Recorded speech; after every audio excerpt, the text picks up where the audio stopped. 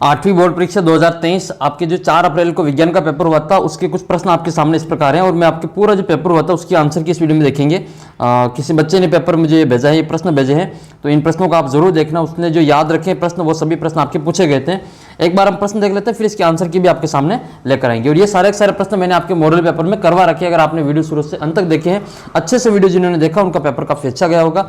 मैं गणित के भी इसी प्रकार के सारे वीडियो आपके अपलोड करूंगा। आप चैनल को सब्सक्राइब कर लेना और अपने दोस्तों के साथ में वीडियो को शेयर करते रहना। जैसे ये प्रश्न आपके पूछा गया था कि पादप कोशिका और जंतु कोशिका का नामांकित चित्र और धातु अधातु में अंतर, उसके उपयोग बताने। आपके सौर परिवार का चित्र है, खरपतवार क्या है, उसको नियंत्रण कैसे करेंगे। इसके अलावा आपके क्वेश्चन था जीवाश्म ईंधन कौन सा है, अबसद में पूछा था, थर्मोसेटिंग प्लास्टिक के उदाहरण। ये सारे प्रश्न मैंने करवा रखे। ये क्वेश्चन आपके मॉडल पेपर से आया है, सोने और चांदी के पिघलाने के लिए ज्वाला का किस क्षेत्र का उपयोग करते हैं। और जिन्होंने सारे वीडियो देखे पूरे उनके प्रश्न अच्छे हुए होंगे, पेपर अच्छा गया होगा। आपके पेपर कैसा गया, आपके कुछ फायदा हुआ हो आप कमेंट करके जरूर बताना। तो इन सभी प्रश्नों के उत्तर आपको इस वीडियो में मिलेगा। वीडियो को शुरू से अंत तक देखना इसको भी। और गणित का पेपर भी आपके और ही शानदार होगा। और आप जो चैनल को सब्सक्राइब करके अपने जो प्ले स्टोर पर ऐप है उसको डाउनलोड कर लेना। वहाँ पर मैं आपके इंपॉर्टेंट क्वेश्चन वगैरह अपलोड करूँगा। तो आप जो चैनल को सब्सक्राइब करके ये व्हाट्सअप ग्रुप है इसको भी आप ज्वाइन कर सकते हैं। और बल को परिभाषित कीजिए, संपर्क बल, असंपर्क बल, सारे वाहन के जो टायर होते हैं वो खांचेदार क्यों बनाए जाते हैं, सारे प्रश्न मैंने करवा रखे। आप जो वीडियो उठा के देख लेना पुराने मेरे, उन सभी में ये सारे प्रश्न आपको मिल जाएंगे। एक वीडियो से आपके 4 5 क्वेश्चन, 10 क्वेश्चन आपके जो आराम से देखने को मिले हैं।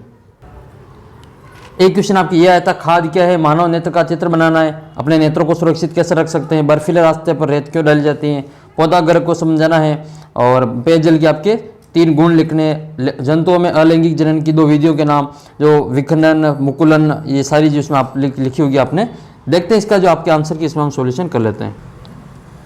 और ये आपके पेपर हुआ तो वो वाला पेपर आपके सामने। मैं आपको थोड़ा सा आपको धुंधला दिख रहा होगा तो मैं आपको पढ़ के सुना देता हूँ, आप ये जो आंसर अपने हिसाब से देख लेना। और सारे क्वेश्चन मैं आपको गिना देता हूँ, मैंने आपके करवा रखे हैं। जीवाश्म ईंधन वाला करवा रखा है आपको, यहाँ पे कोयला है, पेट्रोलियम है और प्राकृतिक गैस, इसका मतलब इसका उत्तर आपके उपरोक्त सभी हो जाएगा। तो पहले का उत्तर आपके उपरोक्त सभी है, तीनों ही आपके जीवाश्म ईंधन के उदाहरण है।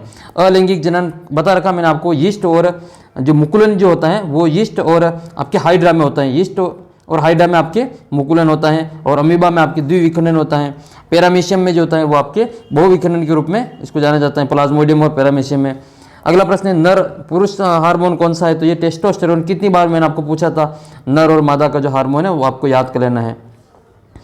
कार्बन ईंधन के अपूर्ण दहन से विषैली गैस कौन सी बनती है, तो कार्बन मोनोऑक्साइड बनती है। सिगरेट के धुएं से भी जो कार्बन मोनोऑक्साइड गैस बनती है। तड़ी चालक का उपयोग करते हैं, तो बड़े बड़े जो भवन होते हैं उनको बचाने के लिए तड़ी चालक का उपयोग किया जाता है। अग्निरोधक जो प्लास्टिक होती है यानी कि थर्मोसेटिंग प्लास्टिक, वो मेलामाइन, जो आग बुझाने वाले जो कर्मचारी होते हैं उनके कपड़े जो बनते हैं वो मेलामाइन के बने होते हैं। आपको कितनी बार ये मैंने समझा रखा है। फिर आपके 15वां क्वेश्चन ये था कि इनका उत्तर आपको एक शब्द में देना है। तो वे जंतु जिनकी संख्या एक निर्धारित स्तर से कम होती जा रही या विलुप्त हो सकते हैं तो उनको संकटग्रस्त जंतु कहते हैं। इनको क्या कहा जाता है, संकटग्रस्त जंतु कहा जाता है। फिर आपके वन्य जीव जंतु जहाँ पे सुरक्षित और संरक्षित रहते हैं उनको क्या कहा जाता है, उनको कहा जाता है अभ्यारण्य या राष्ट्रीय उद्यान, इसको कहा जाता है राष्ट्रीय उद्यान या फिर वन्य प्राणी अभ्यारण्य के रूप में इसको जाना जाता है।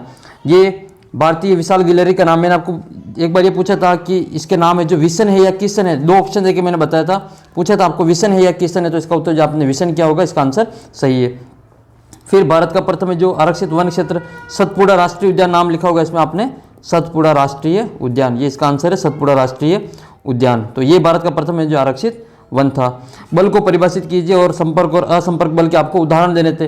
तो बल एकांक क्षेत्रफल पर जो लगने वाले जो दाब होता है उसको बल कहा जाता है।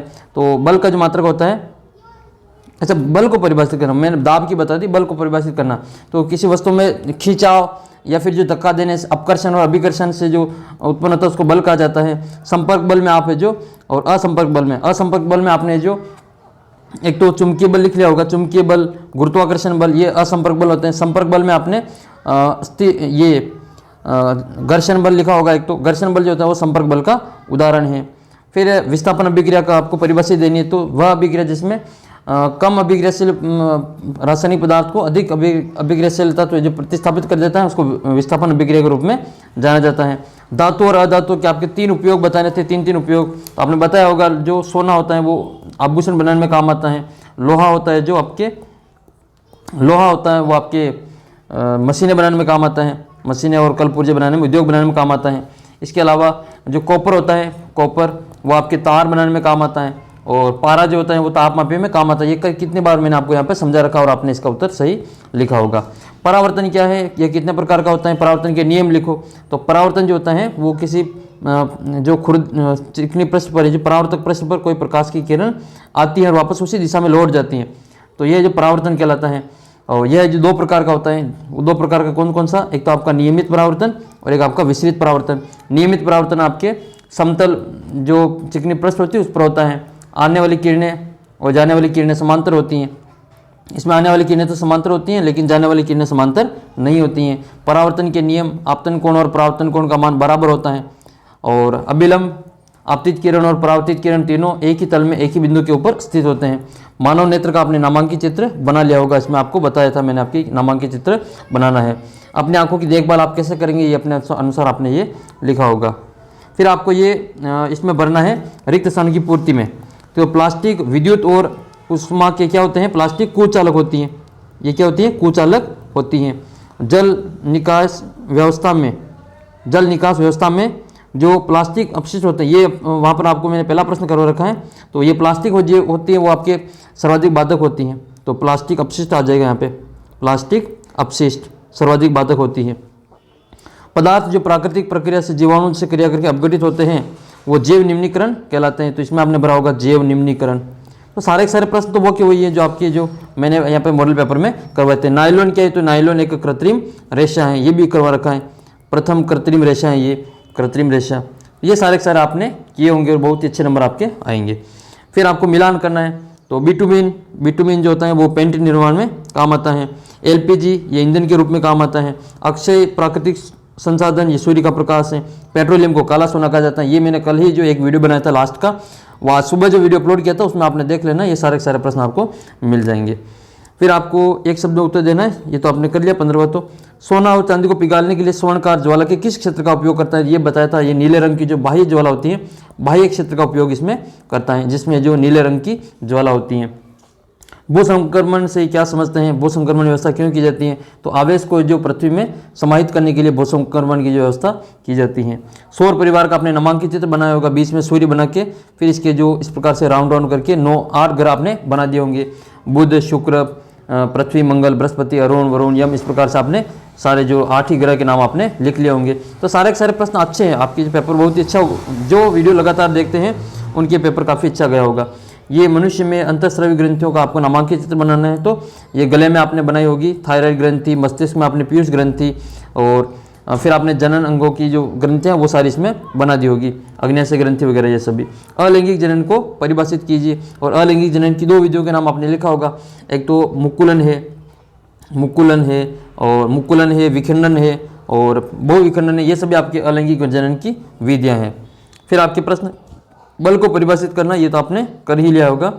और वाहन के टायर खांचेदार क्यों बनाए जाते हैं, ये करवाया था मैंने आपको कि वाहन और अपने जूते की जो तली होती हैं वो खुरदरी बनाई जाती है। इसका कारण है कि घर्षण को कम करने के लिए, घर्षण को बढ़ाने के लिए इनको जो खांचेदार बनाया जाता है।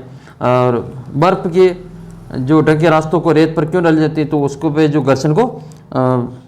घर्षण के लिए वो डाली जाती हैं। निम्न वाद्य यंत्रों में पहचाने की ध्वनि उत्पन्न करने के लिए कंपित होता है। ढोलक जो होती है उसमें ये जो सितार जो तार होते हैं, इसमें बांसुरी की जो वो छेद होते हैं वहाँ से निकलती है, और वीणा में आपकी जो तार से जो ध्वनि निकलती है। और ढोलक जो होते हैं वो उसके दोनों और जो पर्दे होते हैं वहाँ से उसमें ध्वनि निकलती हैं। कुछ क्वेश्चन और हैं, हम वो उसको भी देख लेते हैं। सारा के सारे जो प्रश्न है वो बहुत ही अच्छे पेपर हैं आपके लिए। और सत्य असत्य बताना है। यीस्ट का उपयोग एल्कोहल में किया जाता है, बिल्कुल सही बात है, यीस्ट का उपयोग एल्कोहल में किया जाता है। और मलेरिया परजीवी वाहक मादा एडिस मच्छर होता है। मलेरिया परजीवी का जो वाहक है वो मादा एडिस मच्छर है। और नील हरित शैवाल जो है वायु से नाइट्रोजन का स्थिरीकरण करते हैं, जिससे कि मिट्टी की उर्वरता बढ़ती है। और फिर आपके हैजा और सर्दी जुकाम, संचरणी रोग नहीं है। और फिर आपके क्वेश्चन पूछे गए थे, ताजमहल की सुंदरता का आपको वर्णन करना है, तो ये अम्ल वर्षा के कारण जो धीरे धीरे संकट बढ़ता जा रहा है। पौधागर प्रभाव, हरित गृह जो ग्रीन हाउस इफेक्ट है उसके बारे में आपसे पूछा गया था। ग्रीन हाउस गैसों के आपको नाम बताने हैं, तो CFC और कार्बन डाइऑक्साइड वगैरह आपने ये लिख ली होगी। पेयजल की आपने 3 गुण बता दिए होंगे, ये रंगहीन होता है, गंधहीन होता है, स्वादहीन होता है, आर पार देख सकते हैं, पारदर्शी होता है, ये सारी चीज़ें आपने देखी होगी। उर्वरक, ये रासायनिक अकार्बनिक पदार्थ होते हैं, इनको फैक्ट्री में तैयार किया जाता है। और अधिक उर्वरक उपयोग करने से क्या क्या हानि होती है, तो मिट्टी की जो उर्वरक क्षमता है वो समाप्त हो जाती है।